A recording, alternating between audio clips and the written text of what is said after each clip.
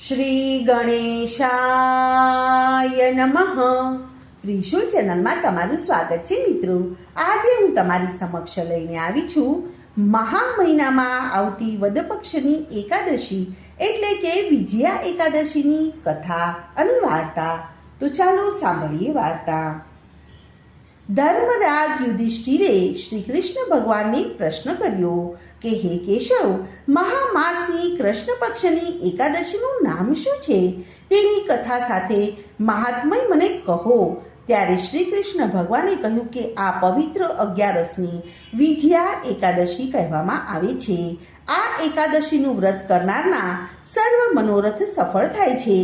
એક વખત બ્રહ્મલોકમાં જઈ ચડેલા નારદજીએ બ્રહ્માને આ એકાદશીની મહિમા વિશે પૂછ્યું તો બ્રહ્માએ હર્ષપૂર્વક કહ્યું કે આ પ્રાચીન વ્રત કલ્યાણકારી અને પાપનાશક છે.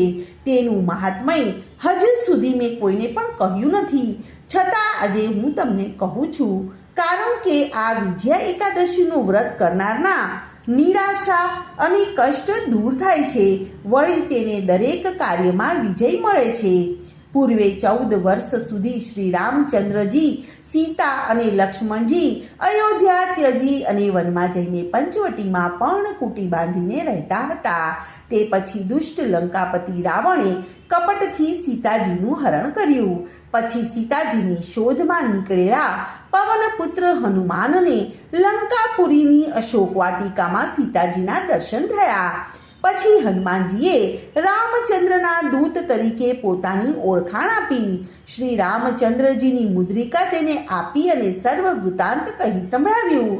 અને પછી રાવણ પર રોષે ભરેલા હનુમાને અશોક વાટિકાને ખેદાન મિદાન કરી મૂકી અને છેવટે લંકા દહન કર્યું. આ સમાચાર હનુમાને જઈને શ્રી રામચંદ્રને આપ્યા અને તેમણે સીતાજીને આપેલો ચૂડામણી શ્રી રામચંદ્રજીને આપી અને સર્વ વૃત્તાંત કહ્યું. ત્યારબાદ રામચંદ્રએ વાનરરાજ સુગ્રીવની સલાહ લઈને લંકા નગરી જવાની તૈયારી કરી. પણ ચારે બાજુ દરિયાની વચમાં રહેલી લંકા નગરીમાં જવું તો જવું શી રીતે? ત્યારે શ્રી રામે પોતાના ભાઈ લક્ષ્મણને પૂછ્યું કે આપણે વિશાળ સમુદ્ર કેવી રીતે પાર કરી અને લંકામાં જઈશું? ત્યારે લક્ષ્મણે હાથ જોડીને કહ્યું કે હે મહારાજ, આપ તો આદિ દેવ છો, આપ તો બધું જ જાણો છો. અહીંથી 2 ગાંવ પર બકદાલભ્ય મુનિનો આશ્રમ આવેલો છે. તે મહાજ્ઞાની અને વૃદ્ધ છે અને તમે ત્યાં જઈને બકદાલભ્ય મુનિને જઈ અને એ માટેનો ઉપાય પૂછજો. તે ઉત્તમ માર્ગદર્શન આપશે. ત્યારે શ્રી રામચંદ્રજી તુરત જ તે મુનિના આશ્રમે પહોંચી ગયા અને મુનિના ચરણોમાં નમસ્કાર કરી અને હાથ જોડીને ઊભા રહ્યા. મુનિ તો ત્રિકાળ જ્ઞાની હતા. તેમણે વિચાર્યું કે દશરથ નંદન શ્રી રામચંદ્ર તો પૂર્ણ પુરુષોત્તમ પરમાત્મા છે, મર્યાદા પુરુષોત્તમ છે, પરંતુ કોઈ અગમ્ય કારણથી તેમણે મનુષ્ય અવતાર ધારણ કરેલો છે. આમ વિચાર્યા પછી તેમણે શ્રી રામચંદ્રને અહીંયા આવવાનું કારણ પૂછ્યું તો શ્રી રઘુનાથે કહ્યું કે હે મહામુનિ, અમારી ઈચ્છા તો વાનર સેના સાથે લંકા નગરી પર ચડાઈ કરવાની થઈ છે. તો આપ કૃપા કરી અને વિશાળ સમુદ્ર ઓળંગવાનો ઉપાય બતાવો. આ હેતુથી જ હું આપની પાસે આવ્યો છું. ત્યારે મુનિએ કહ્યું કે ઉપાયમાં હું તમને એક ઉત્તમ વ્રત બતાવું છું. તે વ્રતના પુણ્યના પ્રભાવથી તમે વિશાળ સમુદ્ર પાર કરીને રાક્ષસોની લંકા નગરીમાં પહોંચી અને તેમને જીતી શકશો. વિજય મેળવવા માટેનું આ વિજયા એકાદશીનું વ્રત તમે કરશો તો અવશ્ય તમને વિજય પ્રાપ્ત થશે. મહામાસની શુક્લ કૃષ્ણ પક્ષની એકાદશીને કહેવામાં આવે છે વિજયા એકાદશી. અને તેના આગલા દિવસે દસમના દિવસે કોઈ પણ ધાતુનો કે પછી મહીનો એક ઘડો લઈ અને તેમાં પવિત્ર જળ ભરી અને તેમાં પાન નાખી અને તેની સ્થાપના કરવી.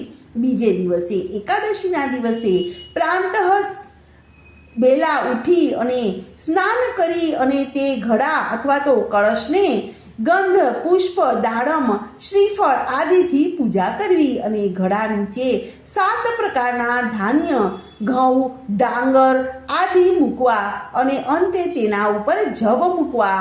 ત્યારબાદ નાના પ્રકારના નિવેદ સમર્પણ કરવા, રાતના જાગરણ કરવું અને કીર્તન ગાવા.